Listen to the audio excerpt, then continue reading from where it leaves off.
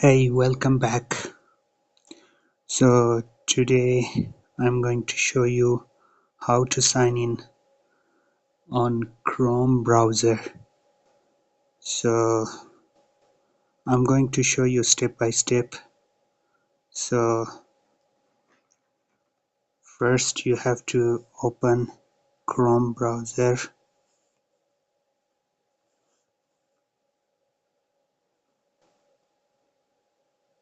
and then after you have to search for Google.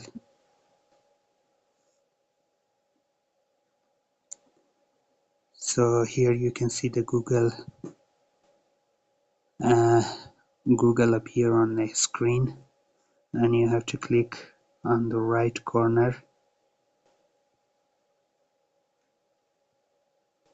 So here I am signed in. So if you are not signed in, so you have to put your email address and password, and you are ready to go for the sign in process. Thank you very much. So subscribe my channel, like, share and comment.